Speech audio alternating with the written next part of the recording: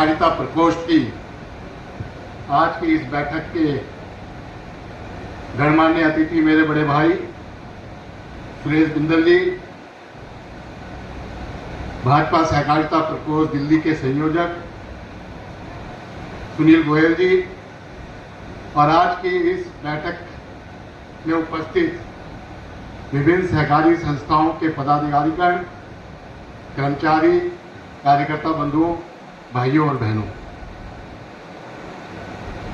सर्वप्रथम मैं दिल्ली के सहकारिता प्रकोष्ठ को इस चीज की बधाई देता हूं कि उसके माध्यम से वर्किंग डे में ऐसी ये बैठक आहूत की गई और इस बैठक में आप लोगों ने जो समय निकाल कर यहाँ पर योगदान दिया और आप उपस्थित हुए हैं, इसके लिए भी मैं आपका धन्यवाद करता हूँ। आप में से कुछ लोग सोच रहे होंगे कि बैठक सहकारिता प्रकोष्ठ भाजपा की है, तो इसमें सहकार भारती का क्या रोल है। तो थोड़ा सा इस विषय पे रखूंगा। बहुत सारे विषय अशोक ठाकुर जी ने इंगित किए हैं कि सहकार भारती का क्या रोल होना चाहिए, भाजपा का क्या रोल होना चाहिए। प्रॉब्लम, समस्याएं सब विस्तार से आपने रखी है और भी बहुत सारी है, इसलिए प्रॉब्लम की चर्चा मैं नहीं करूंगा। सहकारिता में केंद्र सरकार द्वारा मंत्रालय बनाने के बाद जो काम किया, जो उपलब्धियां की हैं, उसको अशोक ठाकुर जी ने बताया है, सुरेश भाई साहब ने भी विषयों को रखा है। अशोक जी जाते जाते एक बात कह गए कि रोड मैप हमारा क्या होगा। तो आज से कुछ समय पूर्व मैं भी कुछ वर्ष भारतीय जनता पार्टी के राष्ट्रीय सहकारिता प्रकोष्ठ का सह संयोजक रहा था, तो तब भी मैं सहकार भारती से गया था। तो मेरा एक काम था, मेरे को एक दायित्व दिया गया था कि भारतीय जनता पार्टी का सहकारिता प्रकोष्ठ और सहकार भारती का समन्वय हो, ताकि सहकारिता नीति के संदर्भ में कोई विषय चलाना हो, सहकारिता में क्या परिवर्तन आने चाहिए, कानूनों में क्या परिवर्तन होना चाहिए, उसकी जब चर्चा होनी हो, या जो सहकारिता क्षेत्र की यूनियन है, राष्ट्रीय स्तर की या प्रदेश स्तर की फेडरेशन है, उनकी निर्वाचन प्रक्रिया में सहकारिता में हमारी विचारधारा, भारतीय जनता पार्टी और संघ की विचारधारा का सहकार भारती के लोग कैसे अधिक से अधिक उसमें प्रतिनिधित्व कर सके। इसके अलावा जो सबसे बड़ा काम जिसका इंडिकेशन भाई साहब ने अभी किया कि सहकारी संस्था के माध्यम से भारतीय जनता पार्टी के वोट बैंक की वृद्धि कैसे हो। और जब मैं राष्ट्रीय सह संयोजक था, बकायदा 1.5 घंटे का मैंने पावर प्रेजेंटेशन इसी विषय पर प्रेजेंट किया था कि किस तरह से सहकारी संस्था के माध्यम से वोट का परसेंटेज बढ़ सकता है। तो हमारा आज रोड मैप क्या होना चाहिए। सर्वप्रथम हो और ना सहकार भारती हो, लेकिन कोऑपरेटिव होने के नाते आए, लेकिन क्योंकि भाजपा ने आहूत की है तो ये तो उन्हें पता है कि हम किस आइडियोलॉजी के लोग यहाँ पर बैठे हैं और किस आइडियोलॉजी। बहुत बहुत अभिनंदन, बहुत बहुत आभार। यहाँ पर पधारे हुए सहकारिता बंधु, आप सभी बड़े पूजनीय हैं, आदरणीय हैं, वंदनीय हैं, क्योंकि कोऑपरेटिव सेक्टर में काम करना आसान नहीं है। यहाँ पर पाने के लिए कुछ भी नहीं है और खोने के लिए आपका समय, वह समय जो आप अपने व्यापार और परिवार में देंगे तो उसका आपको बहुत बड़ा लाभ मिलेगा। परंतु आप उसके बावजूद कोऑपरेटिव सेक्टर समाज में उस वर्ग के लिए काम करते हैं जो आज बहुत सी सुविधाओं से वंचित है। उन्हें सूक्ष्म लोन उपलब्ध कराना, छोटे छोटे दुकानदारों को लोन उपलब्ध कराना, छोटे घरों के लिए लोन उपलब्ध कराना, उनको जीने और अपने छोटे घर बनाने सहायता करना, सब वह कार्य है जो सरकार हर व्यक्ति के लिए नहीं कर सकती। ऐसे ही आज सभा में बहुत से महान व्यक्ति आए हुए हैं। सुनील गुप्ता जी, जिन्होंने कोऑपरेटिव सेक्टर में बहुत बड़ी जरूरत फेडरेशन थी जिसको बनाने के लिए उन्होंने दिन रात एक कर दिया और आखिर अपने उस सपने को पूरा कर कर कोऑपरेटिव सेक्टर में फेडरेशन बहुत अच्छा कार्य कर रही है।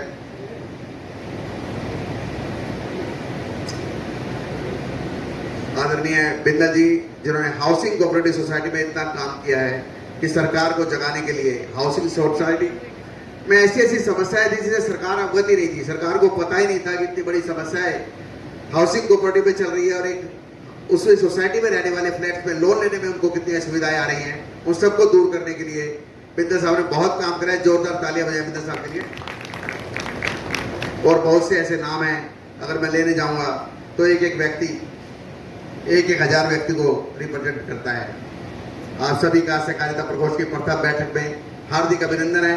सभी को हाथ जोड़कर धन्यवाद और बहुत बहुत आभार प्रकट करता हूं। दोस्तों, पिछले कई वर्षों से देखने में आ रहा है कि सहकारिता क्षेत्र में कोई बड़ा कार्य भारतीय जनता पार्टी के अलावा अन्य राज्य सरकारों ने नहीं किया है और सरकारों ने सहकारिता क्षेत्र में कभी विशेष ध्यान नहीं दिया। 6 जुलाई 2021 को भारत सरकार ने सहकारिता मंत्रालय को स्वतंत्र रूप से बनाया तथा इसकी बागडोर हमारे प्रिय जुझारू और बेहतरीन प्रशासक हमारे गृह मंत्री श्री अमित शाह जी के हाथ में सौंपी। इसके पश्चात तो जैसे सहकारिता क्षेत्र में अंदर योजनाओं की बाढ़ सी आ गई। दोस्तों, एक बहुत बड़ा उदाहरण है यूपीएससी सिविल परीक्षा, जिसे आप सभी जानते हैं। विगत वर्षों में सहकारिता के ऊपर प्रश्न पूछे गए, जो ऐसा पहला कभी भी नहीं हुआ। मैं आपको एक प्रश्न को ही बता रहा हूँ जो सिविल परीक्षा में पूछा गया। कृषि वित्त प्रदान करने वाली वित्त संस्थाओं को किन किन बाधाओं और कसौटियों का सामना करना पड़ता है और गाँव में सहकारी समिति को छोड़कर ऋण संकट देने का कोई और भी ढांचा उपयुक्त हो सकता है क्या? ये यूपीएससी में बच्चों से क्वेश्चन पूछा गया। सोचिए, जब बच्चों से क्वेश्चन पूछा जाएगा जो आईएएस बन रहे हैं, जिन्हें सहकारिता के बारे में बहुत कुछ नहीं पता होगा, जब वो अपने क्षेत्र में आईएएस बन के जाएंगे तो इस सहकारिता के क्षेत्र में जरूर बहुत कार्य करेंगे।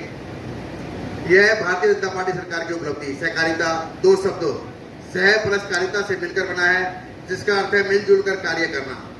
अनेक व्यक्तियों व संस्थाओं द्वारा किसी समान उद्देश्य की प्राप्ति के लिए मिलकर प्रयास करना सहकार कहलाता है। समान उद्देश्य की पूर्ति के लिए अनेक व्यक्तियों और संस्थाओं के सम्मिलित संस्था को सहकारी संस्था कहते हैं। सहकारिता के सिद्धांत है, प्रथम स्वैच्छिक और खुली सदस्यता, द्वितीय सदस्यों का लोकतांत्रिक नियंत्रण, तीसरा सदस्यों की आर्थिक भागीदारी, चौथा स्वायत्तता तथा स्वाधीनता। सहकारिता में महिलाओं की बहुत बड़ी भूमिका है। भारतीय समाज में महिलाओं की सूझबूझ, कर्तव्यपरायणता, ईमानदारी, त्याग, बलिदान और बहादुर प्रशासनिक क्षमता, संगठनात्मक क्षमता से सभी कायल हैं।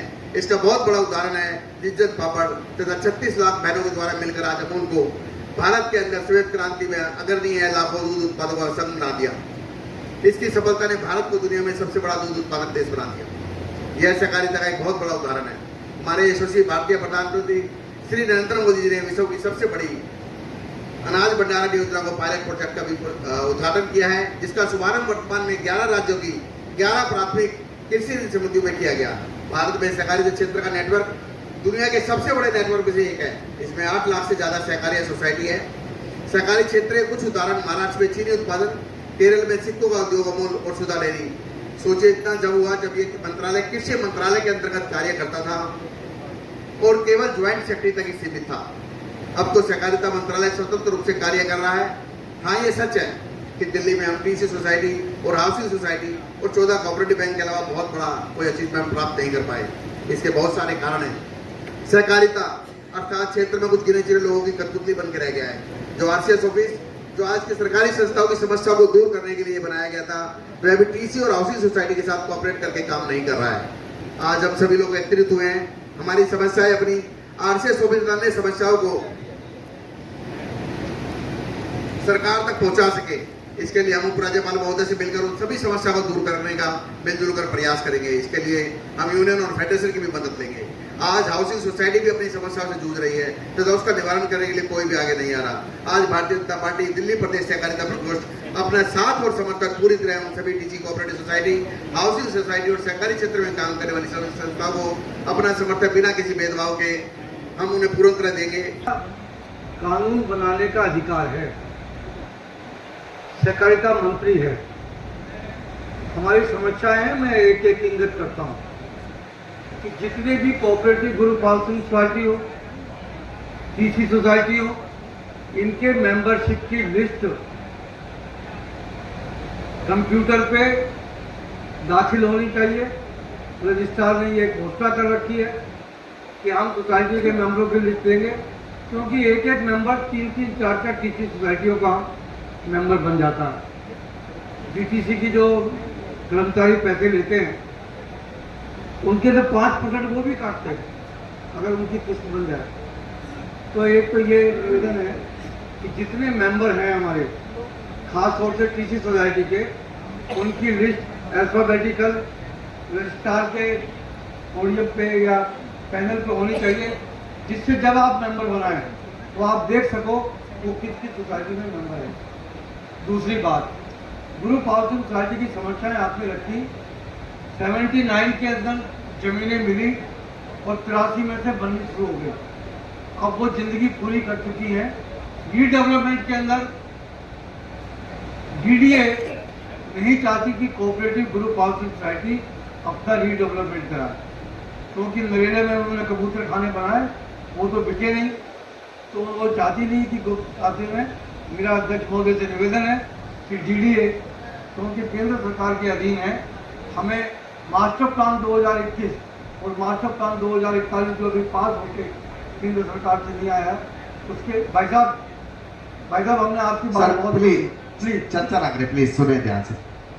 तो वो डीडीए को एक्टिव करें और वो ग्रुप हाउसिंग सोसाइटी में हम ग्रीन बिल्डिंग बनाएंगे। हमारी जो नई डेवलपमेंट होगी उससे पार्किंग की समस्या दूर होगी, हमारे वाटर ट्रीटमेंट प्लांट लगेगा, हमारे यहाँ सोलर पैनल लगेंगे, बहुत सारी चीज़ें हो जाएंगी। परंतु ये डीडीए ने उसमें रोक लगा रखी है। वो कोऑपरेटिव के अंदर आप इसे उठा के उस काम को कर दें तो पहली लड़ाई तो हमें वहाँ करनी पड़ेगी, दूसरी लड़ाई रजिस्ट्रार के यहाँ करनी पड़ेगी। तीसरी बात मैं आपको ये कहना चाहता हूँ, कोऑपरेटिव सोसाइटी मोहल्ला कमेटी नहीं है, ये सोशो इकोनॉमिक संस्था है। भाई साहब हंस लिए तो मैं हंस लेता हूँ आपकी बात पे, क्योंकि हंसना बहुत बड़ा कठिन काम। तो सोशो इकोनॉमिक है। आप ये कहोगे कि रिटायर्ड आदमी काम कर लेगा, आपको एक और है, वो है 10 रुपये का। आप RTI लगाइए रजिस्ट्रार के यहाँ। और जो सोसाइटियों की बात कर रहे हो, एक्ट की धारा 139 के अंतर्गत RTI लागू नहीं है सोसाइटियों पे, पर एक्ट में धारा 139 के अंदर ये अधिकार आपको दिया गया है कि आप वहाँ पर 30 दिन के अंदर जवाब मांगने के अधिकारी हैं। सहकारिता प्रकोष्ठ की आज बैठक थी, उस विषय में आप आज क्या क्या डिसाइड हुआ?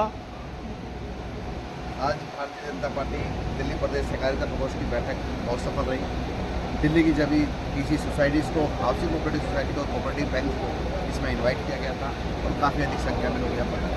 हमारा आज का मुख्य उद्देश्य था कि सभी लोगों से मिलकर सहकारिता क्षेत्र में जितनी समस्याएं आ रही हैं उन सबको एक मंच पर लाकर एक समस्या को सुने और उन समस्या के समाधान के लिए अपने उपराज्यपाल से महोदय से मिलकर दूर करने का प्रयास करें। क्योंकि दिल्ली में जो भारतीय आप पार्टी की सरकार है वह बिल्कुल भी सहकारिता पर ध्यान नहीं दे रही है। उनके द्वारा जो भ्रष्टाचार किया जा रहा है RCS ऑफिस में, उससे सभी TC सोसाइटी और हाउसिंग कोऑपरेटिव सोसाइटियाँ और बैंक्स बहुत ज़्यादा प्रभावित हो रहे हैं। उनको दूर करने के लिए आज की मीटिंग का उद्देश्य था। सर 2025 की विधानसभा चुनाव में सर किस तरह से तैयारी चल रही है? भारतीय जनता पार्टी 2025 विधानसभा के लिए बहुत बड़ी तैयारियों में लगी हुई है। 1 सितंबर यानी कल से भारतीय सदस्यता अभियान शुरू होने जा रहा है। कल नरेंद्र मोदी जी को पहला सदस्य बनाकर उसके बाद पब्लिक के लिए मेंबरशिप खोल दी जाएगी और बहुत बड़ी संख्या में इस बार